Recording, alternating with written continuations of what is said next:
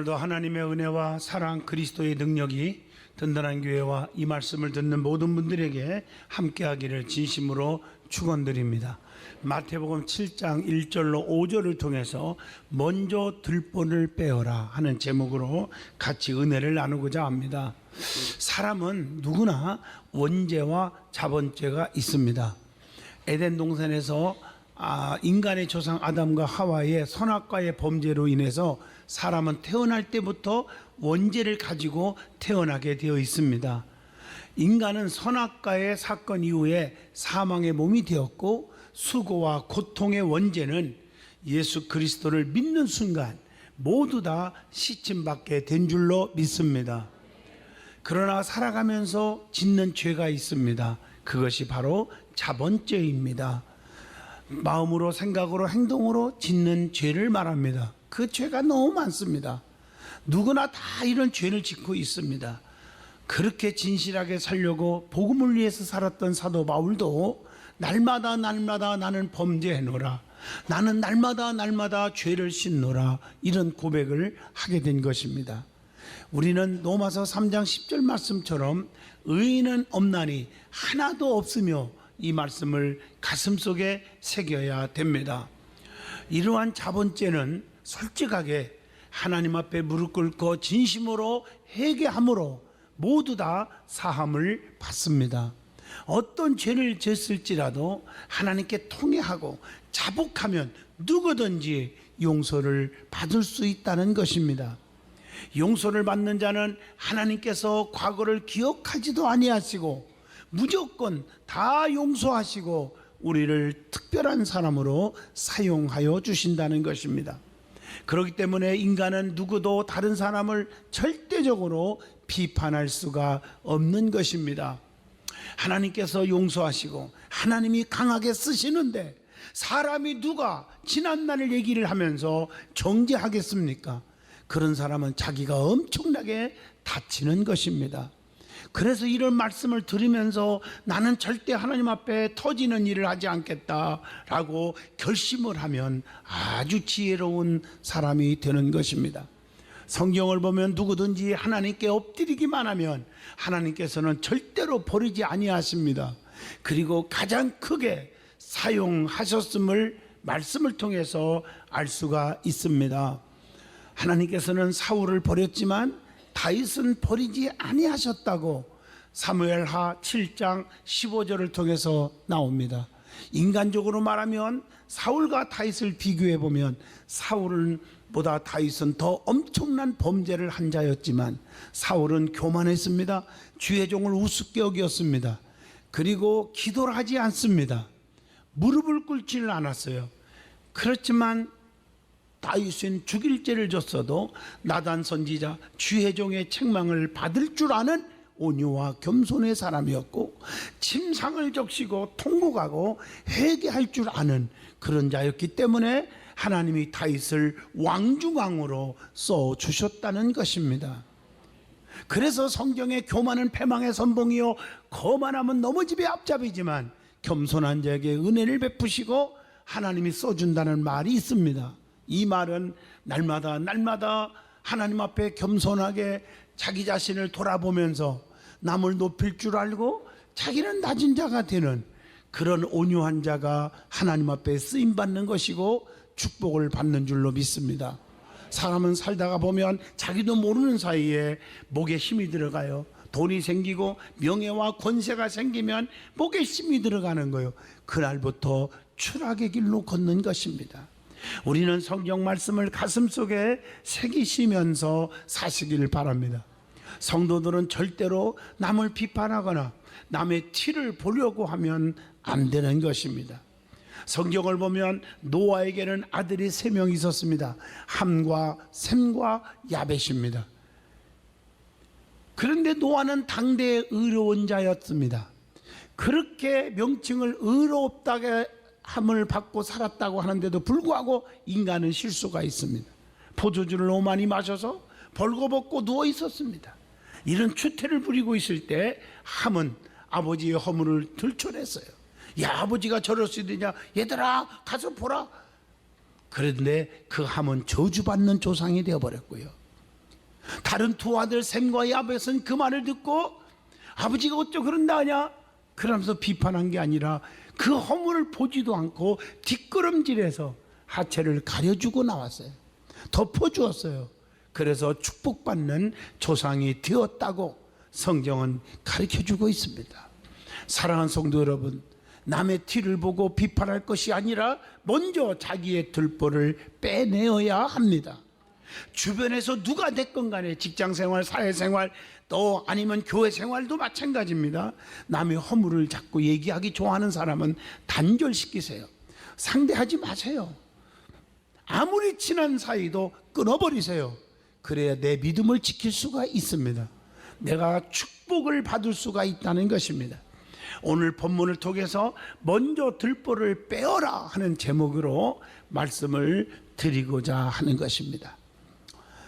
제일 먼저 우리에게 주시는 교훈이 본문 1절로 2절입니다.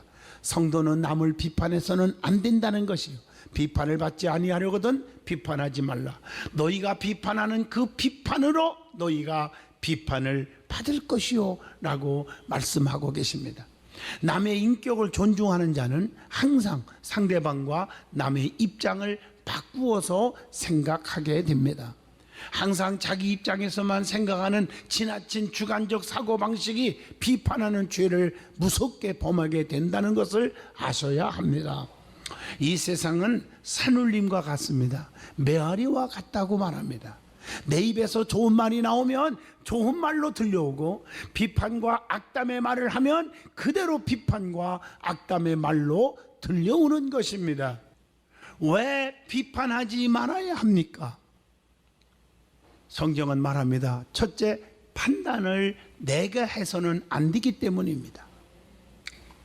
그래서 로마서 14장 13절에 서로 판단해서는 안 된다고 가르쳐 줬어요. 주의하라고 했어요. 주가 오시기 전에 성급히 판단해서는 안 된다는 얘기입니다. 주님 오실 때에 정확하게 다 하나님은 기억하시고 판단하신다고 고린도전서 4장 5절에도 교훈하고 있습니다. 성급한 판단은 곧 정죄가 됩니다. 로마서 2장 1절, 너무 성질이 급해갖고 알지도 못하면서 반대로 해석하고 혈기를 부리고 교회를 비판하고 죄종을 비판하고 하나님을 원망하다가 그 다음날 보니까 자기가 잘못된 판단이었거든요. 이미 엎질러진 물입니다. 그래 하나님이 기뻐할 리가 없습니다. 그래서 너무 성질이 급하고 혈기를 부리는 자는 축복이 없습니다. 남을 판단한 그 판단으로 하나님께 판단을 받게 된다고 로마서 2장 3절에 말씀하고 계십니다. 남을 판단하여 업신여기면 장차 하나님의 심판대 앞에 설 수밖에 없음을 로마서 14장 10절에 말씀하고 있습니다. 두 번째로, 성도들은 하나님의 자녀들이기 때문에 비판해서는 안 된다는 것입니다. 베드로후서 3장 8절로 9절 보면 하나님께서 사랑하는 자를 내가 정죄할 수가 없다고 하는 것입니다. 로마서 8장 11절로 12절에 예수님께서 사랑하는 자를 내가 비판할 수가 없다고 하는 것을 말씀하고 있습니다. 그래서 마태복음 5장 9절에 하나님의 자녀들은 먼저 화목해야 한다고 했습니다. 세 번째, 자신을 위하는 길이 비판하지 않는 것이기 때문에 비판하지 말아야 한다는 것입니다. 요한복음 1장 1절로 7절에 보면 내게 더 큰 허물이 있기 때문에 남을 비판할 수가 없는 거예요. 너희 중에 죄 없는 자가 먼저 돌로 치라, 이런 말씀이 있지 않습니까? 헤아리면 더 큰 헤아림을 받을 것이니라, 본문 2절의 말씀이 그 말씀입니다. 비판하면 어떻게 됩니까? 기도문이 닫혀서 심령에 손해가 온다는 거예요. 그래서 마태복음 5장에 보면 23절 24절에 먼저 가서 형제와 화목하고 그 후에 와서 예물을 드려야 주님이 받는다는 것입니다. 그래서 가급적이면 우리는 입술을 통해서 칭찬하고 격려하기를 힘써야 한다고 빌레몬서 1장 21절을 통해서 교훈을 주고 있습니다. 비판하면 네 번째, 그것으로 인하여 비판 때문에 내가 비판을 받기 때문에 비판하지 말아라는 것입니다. 본문 2절의 말씀입니다. 비판하지 않으면 비판받지 않고, 정죄하지 않으면 정죄를 받지 않고, 용서하면 우리가 용서를 받게 된다고 하는 누가복음 6장 37절을 기억하셔야 합니다. 성경에 보면 그래서 그리하면 하는 말이 나오잖아요. 뭐 신명기 30장 16절이나 야고보서 4장 8절도 나오지만 성경에 다 그런 말이에요. 요한복음 3장 16절도 그렇고, 특별히 사도행전 16장 31절 주 예수를 믿으라 그리하면 너와 내 집이 구원 얻으리라. 내게 가까이 와라 그리하면 나도 너희에게 가까이 하리라 하는 말씀입니다.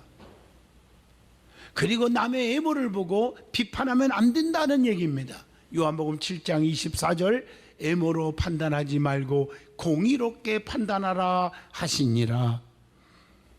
모든 인간은 남을 비판할 자격이 없다는 것 로마서 3장 10절을 통해서 아시지 않습니까? 의인은 없나니 단 하나도 없다는 것입니다. 참된 비판은 오직 심판주 하나님밖에 할 수가 없다는 것을 야고보서 4장 11절로 12절에 말씀합니다. 자, 선한 양심을 가진 자는 절대적으로 비판하지 않게 된다는 교훈이 있습니다. 양심이라는 것이 있어 사람은요, 그 양심 때문에 세속에 물들 수가 없고 함부로 행동할 수가 없고 함부로 입을 놀릴 수가 없어요. 로마서 9장 1절로 2절입니다. 그렇기 때문에 양심 때문에 우리가 사기칠 수가 없잖아요. 도둑질 할 수가 없잖아요. 남을 해코지 할 수 없잖아요. 사람은 양심이라는 게 있다는 거예요. 거짓말 할 수 없잖아요. 성경을 보면 양심의 7가지 역할에 대해서 말씀하고 있습니다. 첫째, 다니엘서 5장 5절로 6절입니다. 하나님을 두려워하게 만듭니다. 요한복음 8장 9절에 보면 죄악을 깨닫게 해줍니다. 어머나 내가 잘못했구나, 양심 때문에. 로마서 2장 14절로 15절에 선과 악을 분별하게 합니다. 이게 옳은 건지 이게 그릇된 것인지를 분별할 수 있도록 양심이 하게 합니다. 그리고 양심은 로마서 9장 1절로 2절 보면 마음의 진실 여부를 증거하게 합니다. 고린도후서 1장 12절 보면 하나님께 대한 태도의 진실성을 증거하게 한다는 것입니다. 그래서 사람이 양심이 화인 맞은 자들은 뭐 그런 거 관계 없잖아요. 자기 멋대로 자기 이익만 추구하고 남을 증오하고 멋대로 살잖아요. 그러나 양심이 살아있는 자는 조금만 잘못하면 얼굴이 벌개지고 죄송한 마음을 갖고 그러잖아요. 히브리서 13장 18절 보면 선한 양심은 선한 행동을 하게 한다고 말하고 있는 것입니다. 베드로전서 3장 21절 보면 선한 양심은 하나님을 자꾸 찾게 되어 있어요. 자꾸 하나님께로 가까이 가는 거예요. 그러므로 선한 양심이 있는 성도들이 다 되시기를 진심으로 축원드립니다. 오늘 말씀을 통해서 주는 교훈 두 번째는 자신의 들보를 먼저 빼놔야 한다. 남의 티를 보려고 하지 말고 자신의 들보를 먼저 빼내라고 오늘 본문 3절로 5절에 말합니다. 의식하는 자여, 먼저 내 눈 속에 있는 들보를 빼어라. 그 후에야 밝히 보고 형제의 눈 속에서 티를 빼리라. 이렇게 말씀하고 계십니다. 사람은 누구든지 눈 속에 들보 아니면 티를 가지고 있거든요. 티든지 들보든지 들어있지 아니하는 사람은 아무도 없다는 거죠. 그래서 의인은 없나니 단 하나도 없다는 말을 로마서 3장 10절에 주고 있는 것입니다. 그래서 남의 티를 보는 사람이 있어요. 제일 먼저 우리가 생각할 것은 남의 티를 보는 사람. 본문 3절의 말씀입니다. 형제는 가장 가까이 있기 때문에 형제끼리는 장점과 단점을 다 볼 수 있어요. 가까운 만큼 사랑하고 이해해야 하지만 실상은 너무 가깝게 보다 보니까 형제의 눈 속에 티만 보고 문제를 삼는 자들이 많은 것입니다. 가정에서도 시어머니가 며느리를 욕하고 며느리가 시어머니를 욕하고 그렇지 않습니까? 교회에서도 교인과 교인 사이에, 주의 종과 교인 사이에 티만 보면서 비판해서야 되겠냐는 것입니다. 누구든지 털어서 먼지 안 나는 사람이 있습니까? 성경을 보면 죄 없는 자가 먼저 돌로 치라. 요한복음 8장 3절로 11절입니다. 아무도 못 치고 다 도망갔어요. 왜? 자기가 더 더러운 사람임을 알았기 때문입니다. 그리고 용서의 정신이 있습니다. 타인의 불행을 기뻐하지 않습니다. 잠언서 24장 17절. 또 보복하지 않습니다. 잠언서 24장 29절. 위로합니다. 고린도후서 2장 7절. 불쌍히 여깁니다. 에베소 4장 32절 말씀. 그리고 주님은 외식하는 자를 책망하고 있음을 가르쳐주고 있습니다. 본문 5절에 외식하는 자요, 먼저 내 눈 속에서 들보를 빼어라, 이렇게 말하고 있어요. 외식하는 자는 독선적인 자를 말합니다. 누가복음 18장 11절로 12절의 말씀입니다. 그리고 이사야 65장 5절 보면 스스로 거룩히 여기는 자를 말합니다.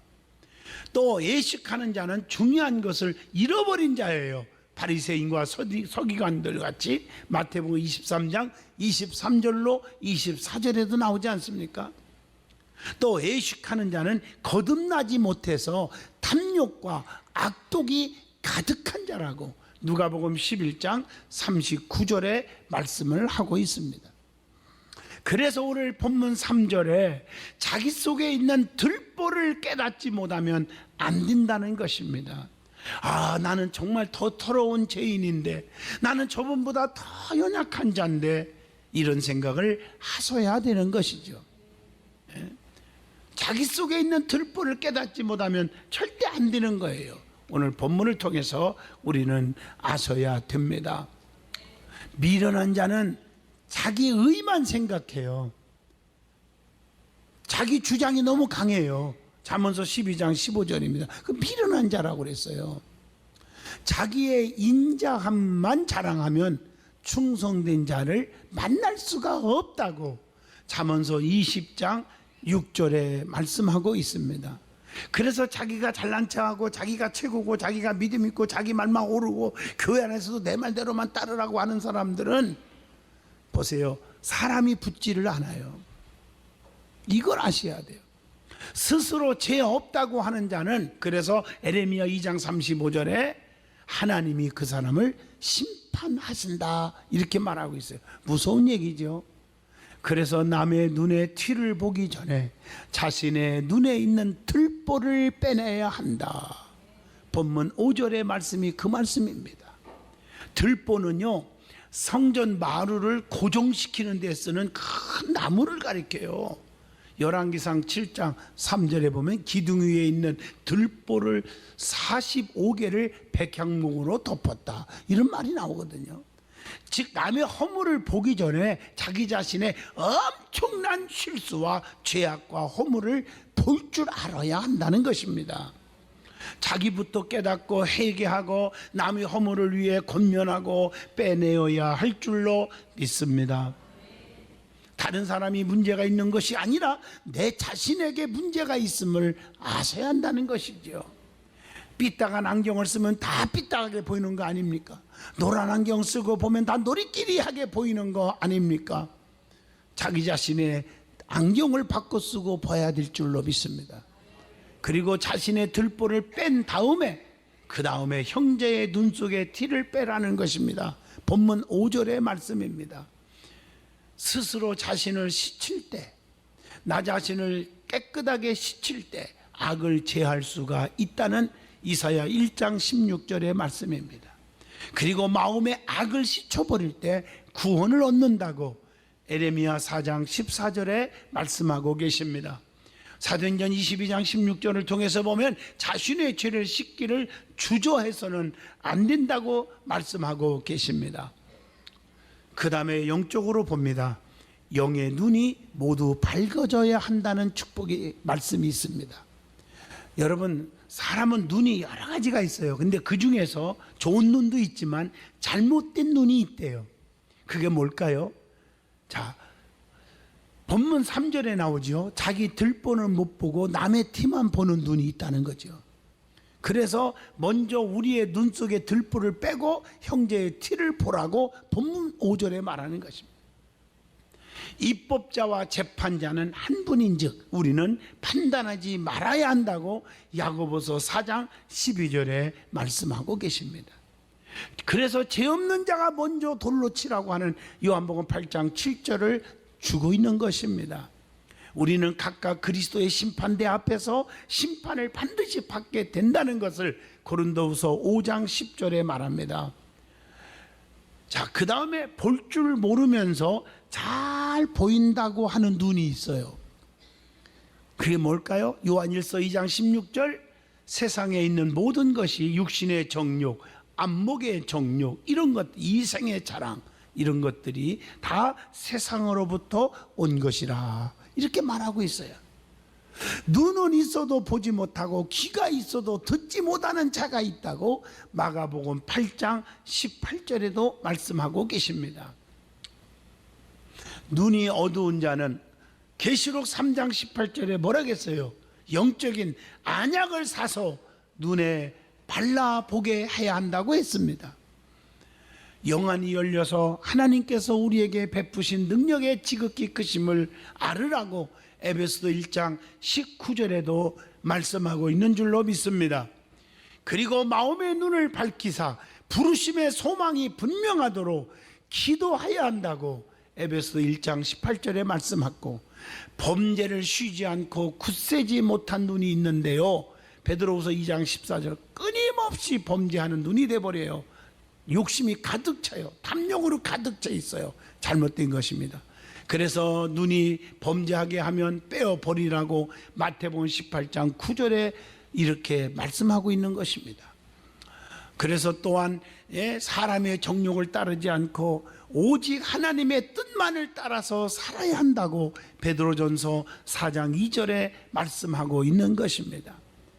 그리고 눈을 가진 자가 조심해야 할 것이 있대요. 그게 뭘까요? 계시록 3장 17절, 어두워지지 않도록 영안이 열려야 한다. 누가복음 7장 38절에 눈물이 말라버리지 않게 하여야 한다 그랬고요. 그래서 성도가 흘려야 할 눈물이 있어요. 성도, 예수 믿는 사람은 흘려야 할 눈물이 뭘까? 시편 126편 5절에 의를 위한 고난의 눈물을 흘려야 합니다. 마가복음 9장 24절 믿음의 눈물을 흘려야 합니다. 마가복음 14장 72절 회개의 눈물을 흘려야 됩니다. 누가복음 7장 38절 감사의 눈물을 흘려야 됩니다. 누가복음 19장 42절 죄인에 대한 연민의 눈물을 흘려야 합니다. 또 요한복음 11장 35절 자비의 눈물을 흘려야 합니다. 사도행전 20장 19절 겸손과 눈물, 봉사의 눈물을 흘려야 합니다. 사도행전 20장 31절 훈계의 눈물을 흘려야 합니다. 권고의 눈물도 흘려야 한다고 빌립보 3장 18절에 말합니다. 그것보다 더 중요한 것은 히브리서 5장 7절 눈물의 기도의 눈물을 흘려야 한다는 것입니다.